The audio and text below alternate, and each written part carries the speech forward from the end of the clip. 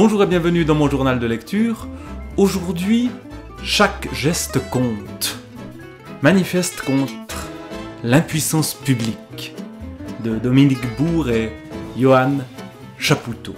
Chaque geste compte, entre guillemets, parce que c'est une injonction qu'on entend à propos du problème fondamental qui est évoqué ici, c'est-à-dire le problème du dérèglement climatique. Chaque geste compte. Et les dirigeants nous disent ceci en permanence, chaque geste compte. Sauf les leurs, généralement. Voici donc un manifeste de deux personnes qui sont fâchées contre ces gouvernements et qui considèrent qu'il faut absolument changer de façon de vivre et d'appréhender les problèmes. Cela commence par une mise en condition à propos de l'été 2022. Mais je tourne cette vidéo à la fin de l'été 2023 et de toute évidence, on peut dire la même chose de l'été 2023 par rapport à l'été 2022, c'était même pire sans doute. L'été 2022 n'aura représenté à l'échelle de l'hémisphère nord qu'un été de plus, une énième confirmation de ce que nous savons depuis plus de 30 ans depuis le premier rapport du GIEC. Une répétition de ce que nous expérimentons depuis 2018. Le dérèglement climatique n'est plus une abstraction, mais une dévastation. 500 000 hectares de forêts brûlées en Europe occidentale, chaque année plus importante. En ce sens, il ne surprend plus, ne nous apprend plus rien. Mais il touche au sens physique et émotionnel des pans toujours plus vastes de la population. La tristesse, l'effroi et le désarroi dominent, qui peuvent déboucher, au plan psychique, sur des accablements bien compréhensibles, et au plan politique, sur une colère qui peut confiner à la rage.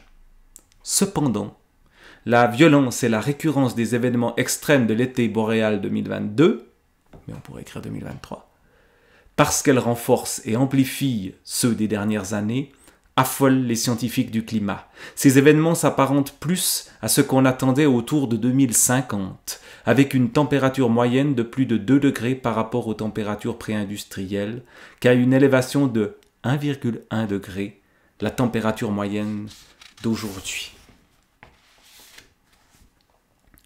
Et puis, après cette introduction, d'emblée, on va pointer du doigt les responsables, le pouvoir ou l'impuissance assumée. J'assume. Cette phrase-là, elle est dite constamment par les gens qui sont au pouvoir. Ils assument la destruction du monde, en fait. Jamais le pouvoir politique n'a aussi peu mérité son nom. Jamais la puissance publique n'aura à ce point démissionné devant des enjeux vitaux pour aujourd'hui et pour demain. Le constat est établi de manière extrêmement claire et tout se manifeste a pour objectif de dénoncer cette inaction, et pire que cette inaction, cette volonté des pouvoirs publics de ne rien faire pour régler le problème fondamental qui se pose à notre monde aujourd'hui, qui est celui du dérèglement climatique, notamment, parce qu'il y en a d'autres, l'effondrement de la biodiversité, etc. Et donc, d'emblée, on accuse les différents pays, en Allemagne, en Grande-Bretagne, aux États-Unis, en France bien évidemment, et partout ailleurs. On est incapable d'agir comme on le devrait. Pourquoi ? À cause, évidemment, de ce système économique et culturel à la fois. L'idée de la croissance. La course illusoire à la croissance consiste à faire marcher le BTP et l'industrie mécanique, à enfuir le plus de surfaces naturelles et vivantes possible après avoir déstructuré les sous-sols.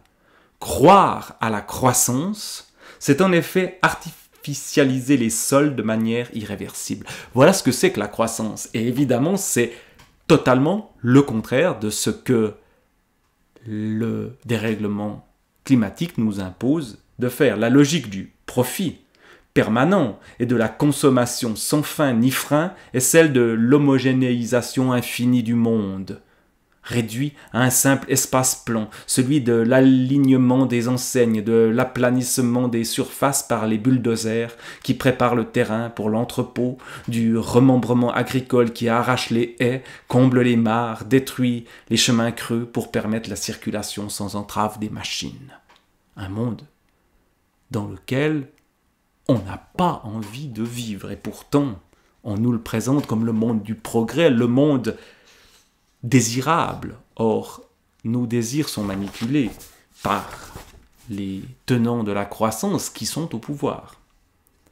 Et donc, dans ce livre, eh bien, on va évidemment opposer à ces tenants de la croissance un autre discours, un autre monde possible. L'illimitisme, croyance délirante. Croire que nous vivons dans un monde illimité alors que nous avons dépassé 6 des 9 limites planétaires, ou certains disent même 8, si j'ai bien entendu, même si évidemment il faudrait entrer dans les détails pour comprendre ce qu'on entend par là, mais nous ne vivons pas dans un monde illimité et pourtant on fait comme si. Ou alors, pour poursuivre la critique anthropocène, capitalocène, voilà des réflexions qui sont posées, ou l'illusion du virtuel, rien n'est virtuel, le virtuel n'est pas virtuel.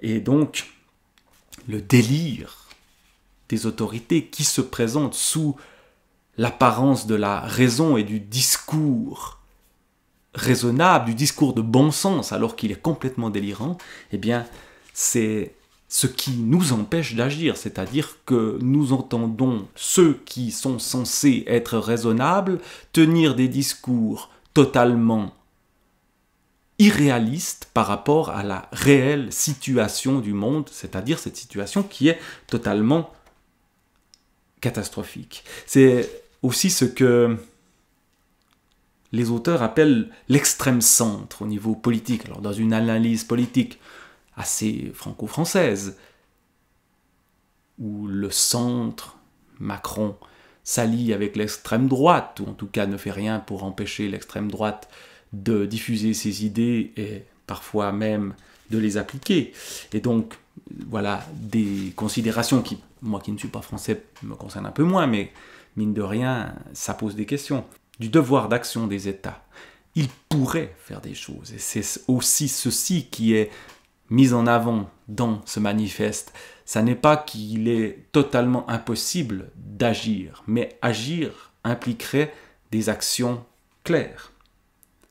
Première mesure, la plus simple et gratuite, dire l'état du monde, orienter l'action, donner un nouveau cap de civilisation, celle de l'optimum contre le maximum.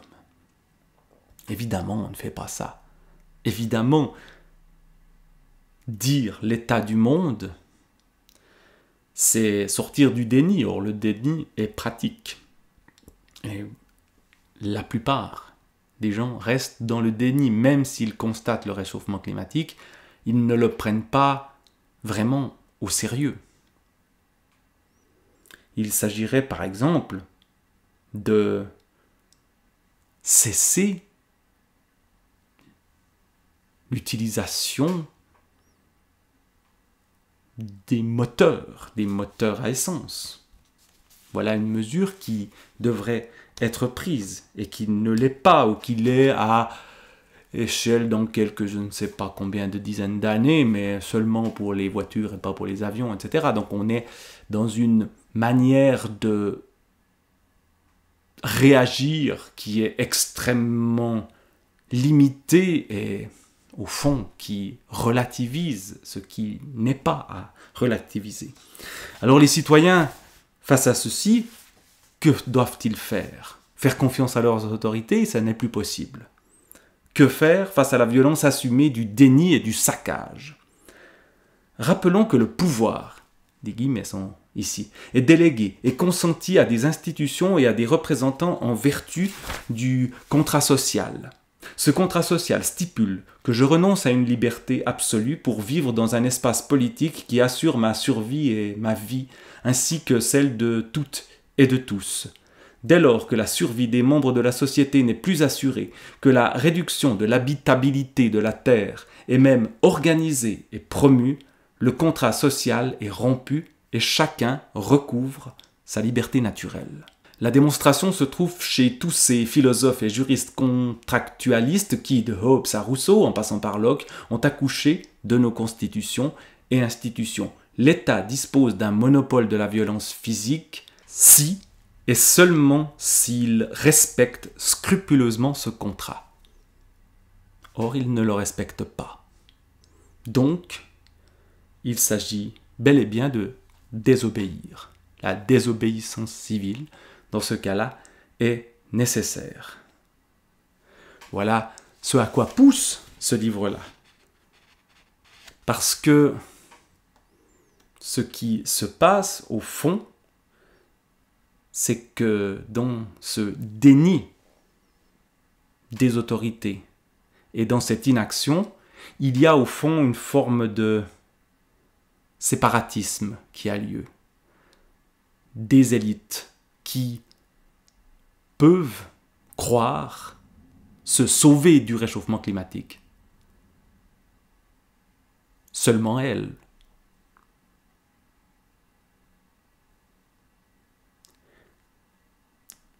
La pointe avancée de ce séparatisme, ce sont les libertariens américains qui financent et soutiennent la frange radicalisée du parti dit républicain.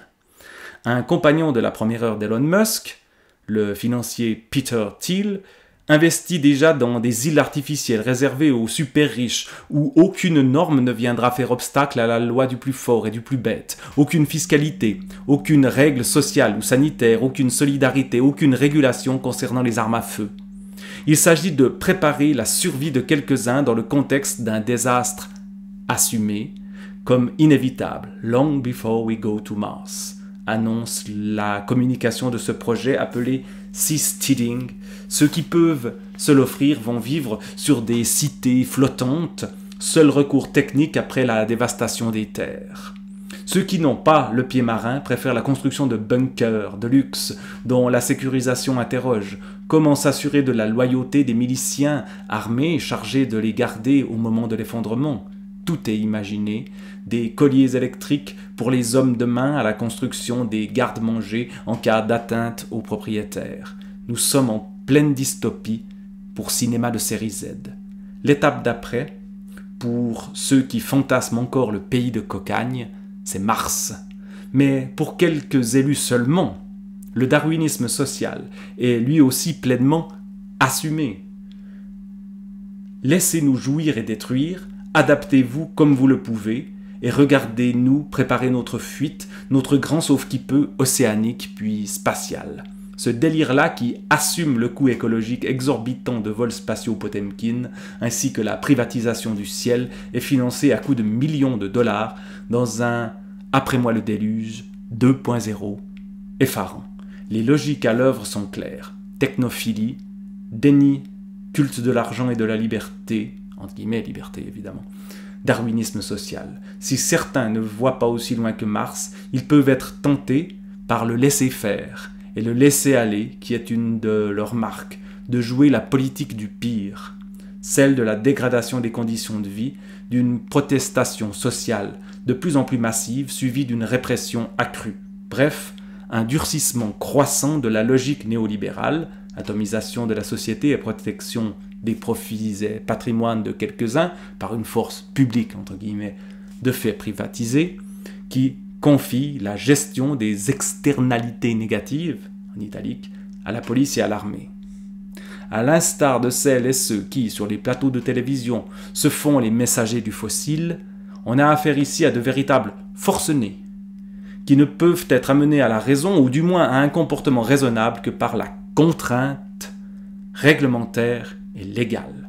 De cette contrainte, entend-on, il ne saurait être question en régime néolibéral, où la responsabilité individuelle, la bienveillance spontanée, le mécanisme autorégulateur du marché, le tout mis en musique par des chartes d'éthique et des codes de bon comportement, de compliance ou de déontologie, sont censés tout régler.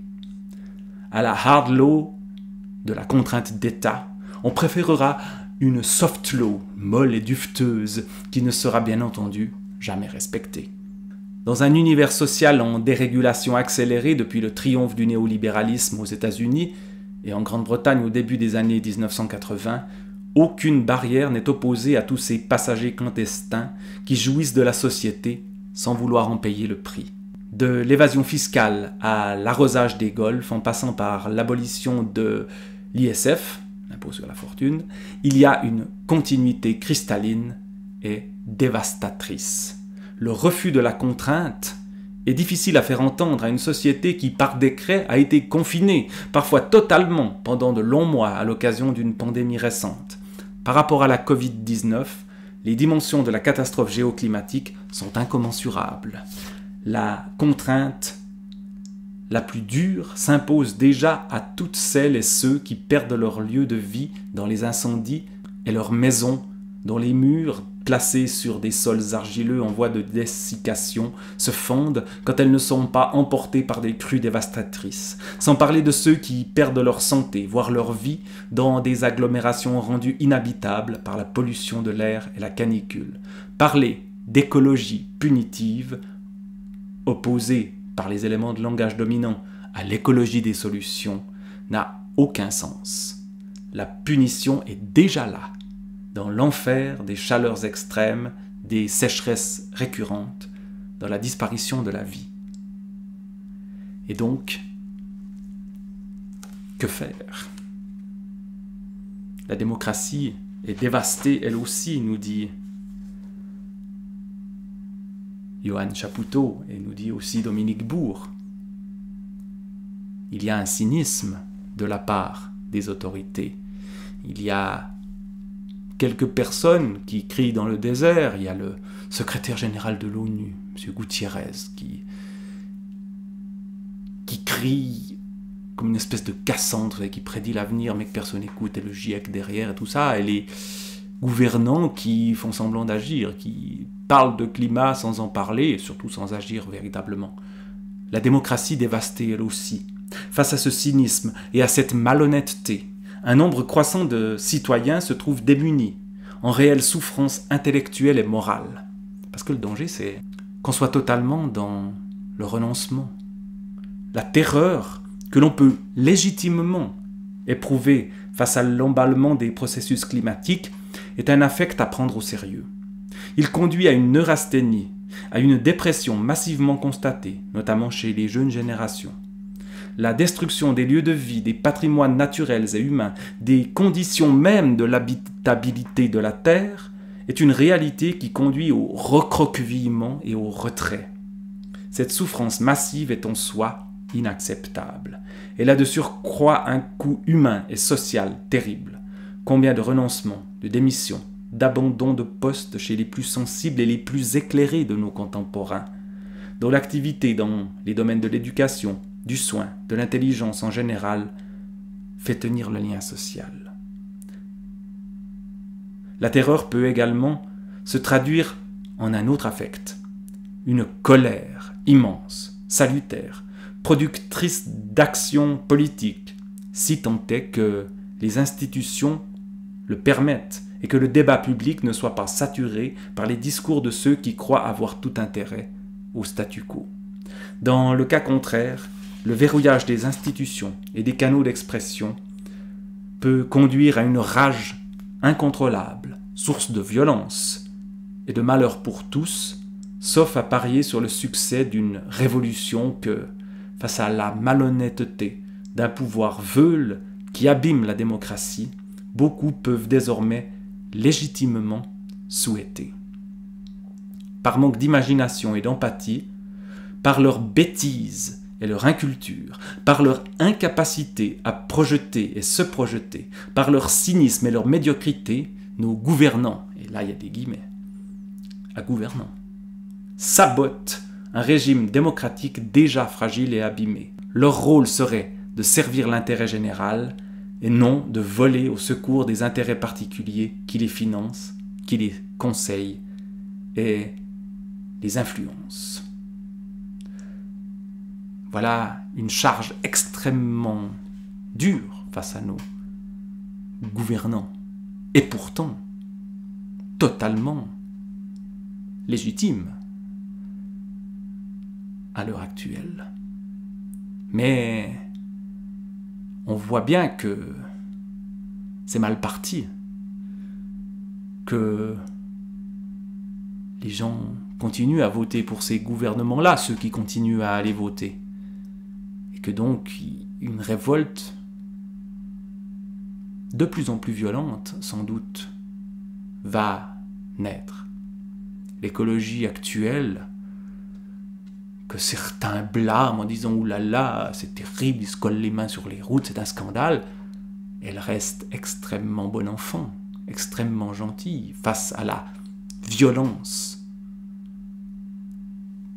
qui se trouve dans l'autre camp, violence dont la conséquence est la destruction de ce que plusieurs fois dans ce livre on appelle l'habitabilité de la Terre. Notre planète, petit à petit, devient inhabitable. Et quand je dis petit à petit, c'est pas tout à fait si petit à petit, puisque ça s'accélère et que nous commençons à sentir véritablement que ça ne peut plus continuer ainsi. Mais on risque de renoncer. Et que sera le monde? Changer de civilisation? Vraiment, voilà la question qui est posée à la fin. Oui, changer de civilisation. Mais changer de civilisation, ça se fait pas comme ça. Et c'est tout le problème. Comment changer de civilisation? Comment sortir de la civilisation de la voiture et des énergies fossiles, alors que on est encore totalement dedans? Bref, ce livre-là n'est pas un livre qui donne beaucoup d'espoir, mais qui clarifie certaines choses, qui dit de manière extrêmement claire ce qu'il en est, je crois. Et c'est absolument nécessaire de manifester contre l'impuissance publique. Voilà ce que nous disent et nous incitent à faire Dominique Bourg et Johan